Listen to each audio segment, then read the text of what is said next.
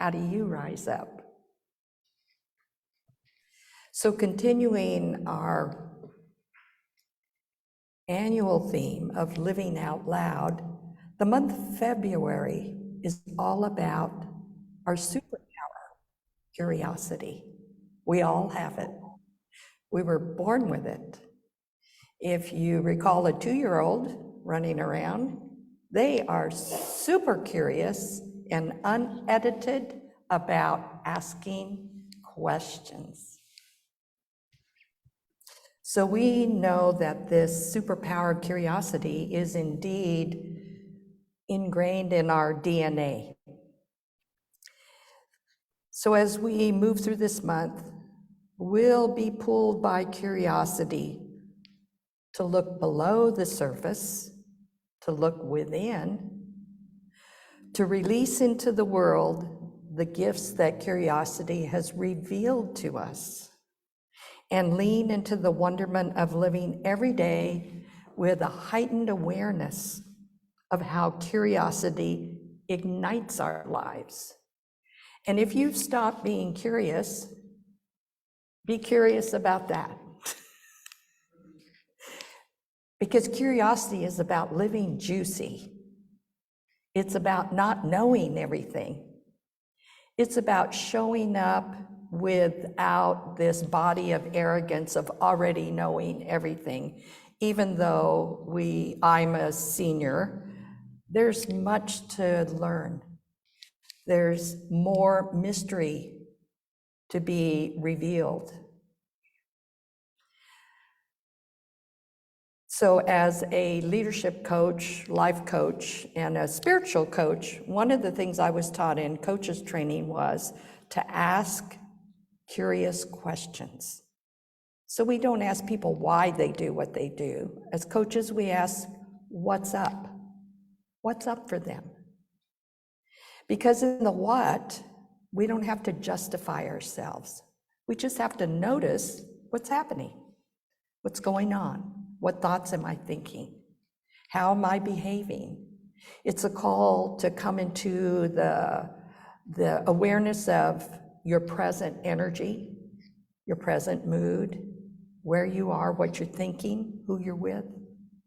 So that mindfulness is a spiritual practice. It's about bringing all of who you are into this moment with this breath. And something happens when people are fully alive and present in the moment. Have you ever talked to somebody and they look like nobody's home? The lights are on, but nobody's home. They kind of mentally checked out. They're not really present with you. That has a different energy or quality than when somebody is fully engaged. It's as if time stands still. When they look into your eyes, you know, the old saying that the eyes are the mirror to the soul, they really are. Eyes sparkle with aliveness when we maintain eye contact with someone. So here's the marketing teaser for this talk this morning. The title of the talk is, "The World is an Oyster." If an oyster did not choose to address the grain of sand that caused such discomfort, we would never experience the beauty of the pearl.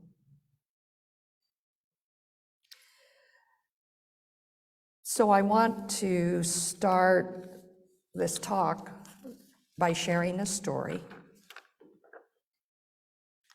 that really supports this topic this morning. There was once a man who walked his dog every Sunday morning around a lake near his home. Week after week, he saw the same elderly woman sitting at the edge of the water with a small metal cage next to her. The man's curiosity finally got the best of him, and he approached the woman one day. He noticed that the cage was actually a small trap, and she had 3 small turtles in it. In her lap was a 4th turtle that she was carefully wiping down with a sponge. The man greeted her and said, "If you don't mind me asking, what do you do with these turtles every week?" She smiled and explained to him that she was cleaning their shells because any algae or scum that got on their shell built up a residue, and it impacted the turtle's ability to absorb heat, and it slowed down their swimming. And it can also corrode their shell and weaken it over time. The man was impressed as the woman continued, "I do this every Sunday morning to help the turtles." "But don't most turtles live their entire lives with algae on their shells?" the man asked. The woman agreed that was true. He replied, "Well, then you're kind to do this, but are you really making a difference in most turtles' lives? Making a difference in most turtles don't have people around to clean their shells." The woman laughed as she looked down at the small turtle on her lap. "Young man, if this little turtle could talk, he would say, 'I'm making all the difference in the world.'"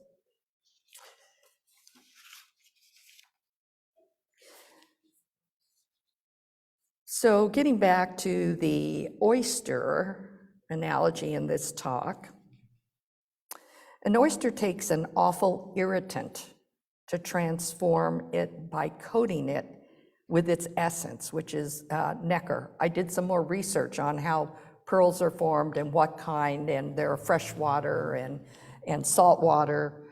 I didn't realize pearls come in red and green and black, in a peachy color. They're not dyed. They are naturally made that way by the mollusks, primarily oysters. In any case, they give the world a beautiful gift, a precious pearl. This is ours to do too, both within ourselves and out in the world. We must change the way we wish to see the world when we are presented with a situation in our lives that calls our attention. We get to work on transforming it, and then with our fire and passion, reveal what it needs to be revealed. We begin with our inner work and then take the action needed. In essence, what we say in religious science lingo is we treat or pray and then move our feet.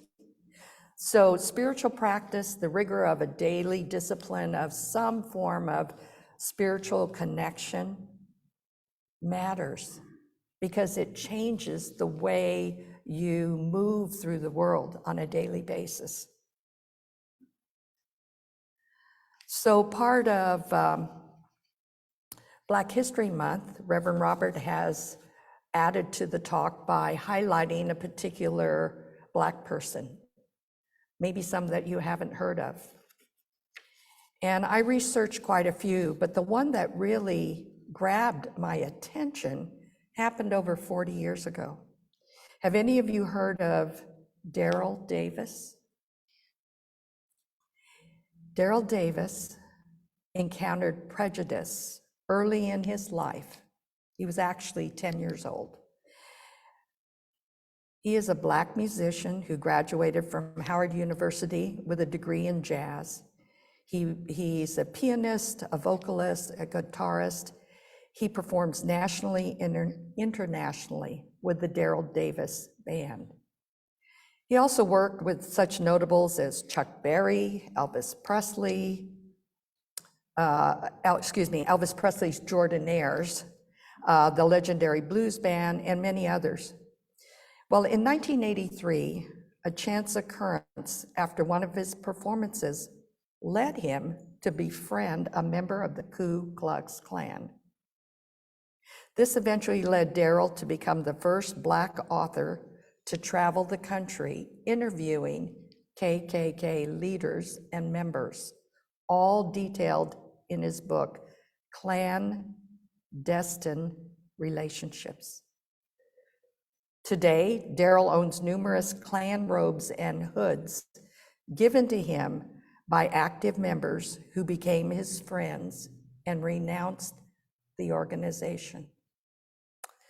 Since his journey began, Davis has joined an all-white country band, attended KKK rallies, and accepted a certificate of friendship from the traditionalist American Knights of the KKK. He is even the godfather of former Klan Imperial Wizard Roger Kelly's granddaughter. Davis has received the Elliott Black and MLK awards, as well as numerous other local and national awards of his work in race relations, and is often sought by media outlets as a consultant on the KKK and race relations. He's also an actor with stage and screen credits, appearing in the critically acclaimed HBO police drama, The Wire. Most recently, he is the subject of a documentary entitled Accidental Courtesy, which filmed his real-life encounters with the Ku Klux Klan and the neo-Nazi leaders as he helps to dismantle racism across the US. This talk was given at a TEDx event, which actually I listened to about 2 o'clock this morning because I was just so fascinated and excited I couldn't go to sleep. This man, at the age of 10, asked the question, and let me find the exact words.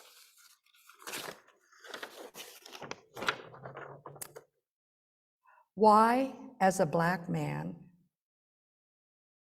why do you hate me when you don't even know me? So that fearless question sent him on a quest as a young man, traveling the country and being curious, being respectful, and staying out of judgment or preconceived notions about KKK, neo-Nazis, but to find out more in a respectful way what their thinking was and what their shaping was. And in that process, he made connections with people in unimaginable ways that transformed lives. Just as the lady cleaning the turtle shells, he has had an amazing ripple effect over 40 years on race relations. Now, are we there yet? No. But for every person that he has encountered, he has impacted their life in some way. Many of the people that he's met come to hear him play his music. He's an amazing individual, a creative person, living his curiosity, opening to new views, maybe not accepting the particular viewpoints, but being curious enough to respectfully listen and to ask good questions. So one of the things that impressed me about the notes on this talk this morning was that we've all had irritants and challenges in our life, yeah? I mean, that's the journey of this life in physical form, is that life is not all roses and beautiful, uplifting things. Life just smacks us on the side of the head sometimes to get our attention. But it's what we make of it and how we respond to it that really matters. And if we see things in the world that upset us, make us angry, turn us into opinionated victims, what we need to do is we must become, as Gandhi says, the change that we wish to see in the world. That the only control and power we truly have is over our thinking, our actions. So starting from the inside out with a daily spiritual practice that connects into your peace and your power is important, it matters. Because each day is a new day to rise up and experience life more fully, more curious, with less judgment and less opinion. Because life is continually changing and evolving, and there's always something new to discover. So there's 3 points that I want to make about the world is an oyster. One, the oyster, the sand, and the pearl. This very basic concept shows how a grain of sand entering an oyster can be transformed into a magnificent pearl. The irritant ignites the oyster into action to relieve the discomfort it is feeling. It intuitively uses that which is already present in its environment to alter the irritant. We too can transform our world and the world around us by addressing that which is causing discomfort in our lives. And we may find that all we need already lies within. This is true for me, a personal story. My mom passed 2 years ago. She was 95, but she came to live with us for 6 years, the last 6 years of her life. I was having a little trouble adjusting as a caregiver to an 88-year-old senior person, because I was raised in the fashion of you never talk back to your elders, you know, you're respectful to your parent, wrong though they may be at times. And my mom had Parkinson's. I could not get her to use her walker. So she was a walking, tripping hazard. And I remember getting really angry and upset with her.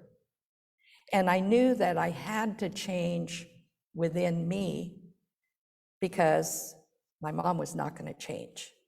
She does what she wants when she feels like it.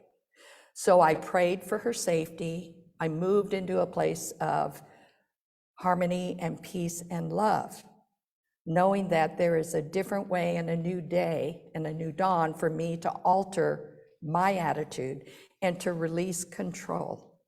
Now, this didn't happen overnight. This took many, many months of introspection and talking myself off the ledge. Every time I saw her in the front yard, our front yard slopes up, and she's using the rake handle to balance herself. No walker in sight. And I remember looking back after the first year or so, thinking, I feel different. I've had an adjustment and a transition to find a loving way to be present with my mother and care for her and allow her to do her thing. There is no controlling my mom. She does what she feels like doing when she feels like doing it. So part of the joy of moving into a place of loving compromise with her was going with the flow. I just had to live every moment and remind myself that I love her, I appreciate her, and I want her to be comfortable. And I want her to enjoy her meals and to sleep as late as she wants and do whatever she needs to do. But to back away from trying to be a hands-on caregiver, bossing her around. And in that process, I think something happened for my mother because she opened up, shared a little more of her life, and our relationship shifted. And of course, she adored my husband, and he was always a really good buffer. You know, if I got a little short-tempered, I'd apologize and leave the house. And he was there as backup. And he would take her for drives around the beach after her doctor's appointments. And so I felt very blessed that I had that experience and that big challenge, because no matter how much I prayed about it, I was not in control of the situation. I had to surrender into that loving space where peace abides and where flow moves you more effortlessly and more grace-filled. And that experience really, really stuck with me in terms of reminding me that anything is possible, regardless of how big a grab comes at you in life. So one of the quotes that I really was impressed with around this point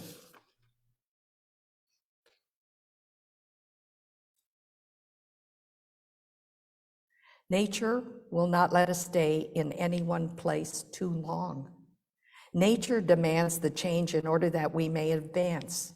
When the change comes, we should welcome it with a smile on the lips and a song in the heart. So remember that when an unplanned change arrives at your doorstep, that there is an opportunity, there is something to be revealed, some mystery, some challenge, but always something that can transform you into a greater expression of your divinity. So point number 2, the first point being the oyster, the sand, and the pearl, this concept. The second point, fire and passion to reveal God's highest idea through you. For the oyster's pearl to be revealed, the shell must be opened and often heated over an open fire in order to perform the action of the removal of the pearl. This can be true for us as we reveal our pearls to the world. Often change or new ideas requires a strong conviction or a hefty dose of fire-filled passion to activate movement out into the world. So as many of you know, my first career with the Internal Revenue Service was as an Internal Revenue agent. And after 14 years, I had pretty much died in that job. I got up in the morning and there was no passion or excitement about going to work. I mean, I'm an extrovert. I like being with people. And when I was out auditing businesses in the field, they put you in what they call the famous audit closet. You hide the government person there and nobody talks to you. They stay away from you. If I'd get up and go to the coffee room to get a cup of coffee, I'd part the hallways. People would go hide. Well, I got to the point where there was just no joy in the auditing. It's, you know, it's looking at numbers. And so that irritant of, you know, I'm really done with this, what do I do now?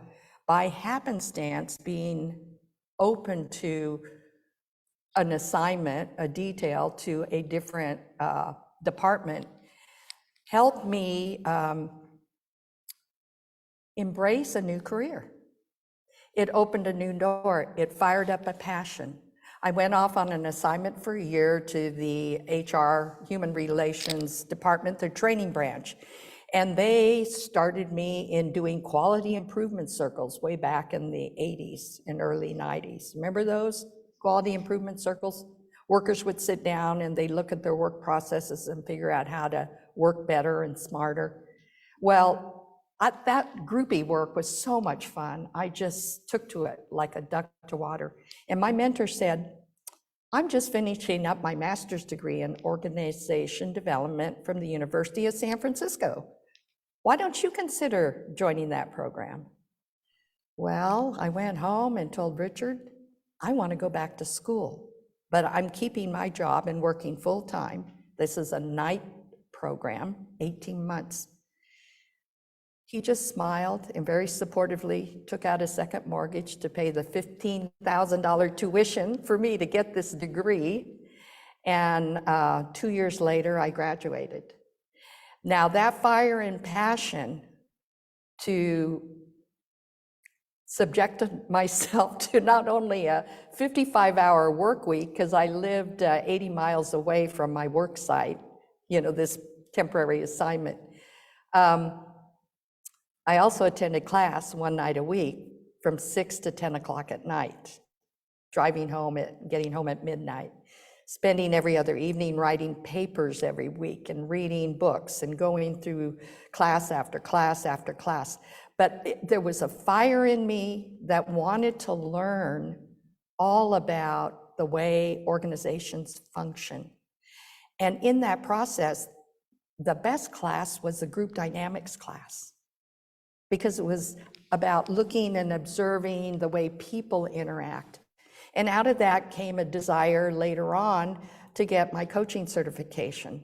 So, you know, the irritant or the boredom or the whatever happened that moved me out of an auditing career and into a more people-oriented occupation was such a gift. But I had to be willing to step up and stoke the fires of that passion and finish school and write my directed research study.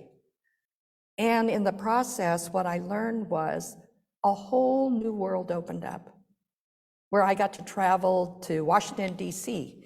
and help develop the executive coaching program for IRS and work with new young executives coming up through the ranks. It was pure joy to be with people and to watch groups and individuals excel. So, you know, had I not had that passion, I don't know what I would be doing today. I listened to the call and prayed and moved my feet. And in that process, I think we learned something about listening into the deeper sensibility of living. When your heart is open wide and you're loving passionately what is yours to do, it's almost as if time stands still. There's almost like no time at all. It's like being in the zone. So fire and passion reveals God's highest idea through you if you hear the call. And then finally, the third part of this talk is the call. Be the change you want to see in the world. We all seem to have a strong desire to see change in the world, especially in the conditions that cause discomfort in our hearts when we see what's going on in the news. Natural disasters, shootings, all kinds of things happening around the planet. We don't always know how to get started because it can feel overwhelming. Or maybe the problem is so big, we tell ourselves, what good is one person going to do? Well, ask Daryl Davis that. Because 40 years ago, as a Black man, he had the courage to say, I'm going to a KKK meeting. Holy cow. Can you imagine what that first meeting might have been like? And people in the audience wondering, why is this man here at our meeting? So listen for inspiration. Listen for passion. Listen for what calls you to a greater sense of your gifts. You have many yet to be revealed if you only take time to be still and reflect. For Spirit's way is to continually expand, to expand us in new ways. And don't ignore the discomfort, because the discomfort is good. It's good to be agitated. When you get agitated, you come to life. You feel more livingness. And in that process, it moves you into taking powerful actions that answer that agitation in perhaps a way that reveals a gift you never knew you had.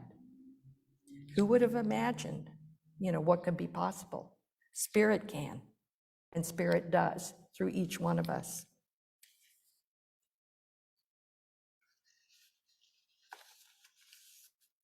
So I'd like to invite you to consider, as a personal practical application, taking the time in your spiritual practice to bring to the surface that which is causing you discomfort in your personal life or in your world.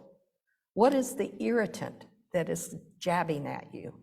Allow your unique essence to begin the transformation process, much like an oyster intuitively wrapping nacre around the irritating grain of sand, thus transforming it so too you can allow your intuitive nature to transform what is causing you discomfort.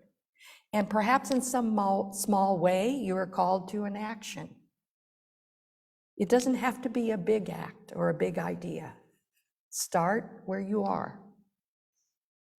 So a community outreach practical application could be to do research on a program that has caught your attention.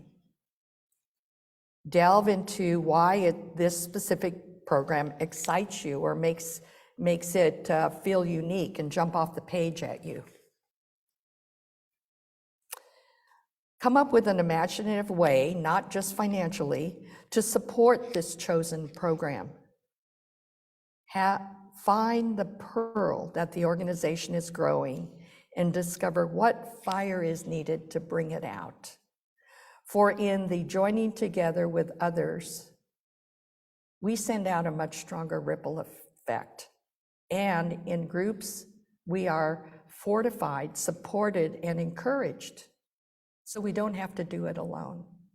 So start where you are in your local community. See what calls to you. For there's always Spirit calling you to a greater expression of who you are. So I invite you now to join me in this benediction.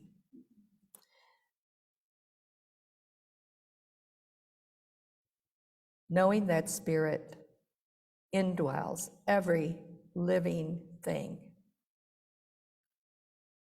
I am a part of that universe, that life, that creative source that dwells within me and calls me forth to be a greater version of myself, to give myself away to what I love, to use my gifts wisely to contribute to the greater good on the planet in whatever shape or form it takes.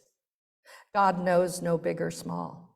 It only knows to call us to be the best person we can be, to live our life out loud, fearlessly, courageously, inspired and passionate. So I up the discipline of my spiritual practice so that I can daily be still and listen to Spirit's call.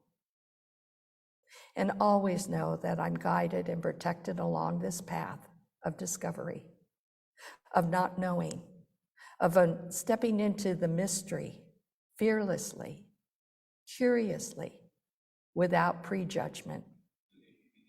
And know that life is good and life is for us. And more to be revealed in the wonderment of curious questions. So I just let this be, and with a grateful heart, I accept this truth. Please join me in saying, and so it is. And now we'll say our affirmation together. I am a catalyst for change in the world. Let's say it one more time. I am a catalyst for change in the world. And know that just by your very presence, moving through life, you are a catalyst for change in the world with your smile, with your energy, with the way you make eye contact with strangers or greet one another. We indeed make a difference. And to know that that matters. You matter. You count for something.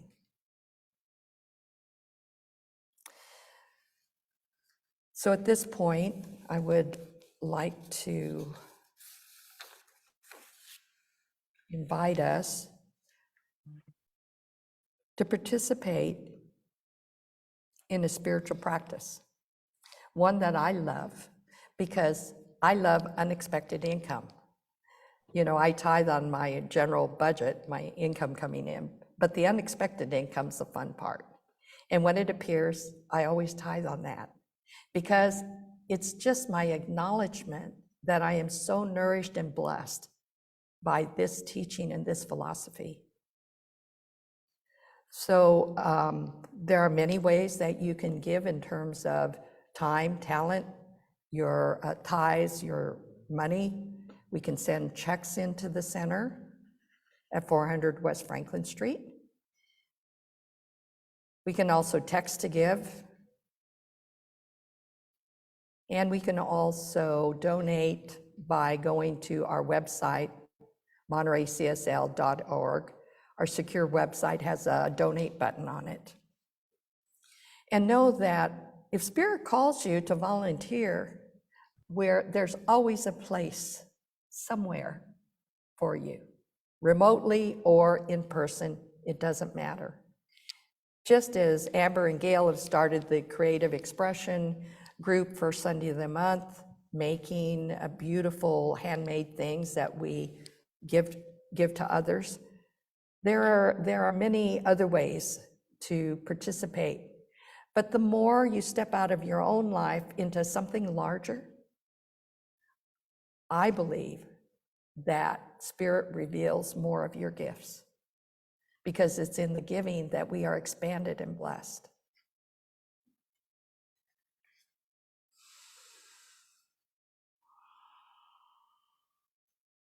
Next week, we end our series on curiosity with the talk title, Living Curiosity Out Loud, with Reverend Robert.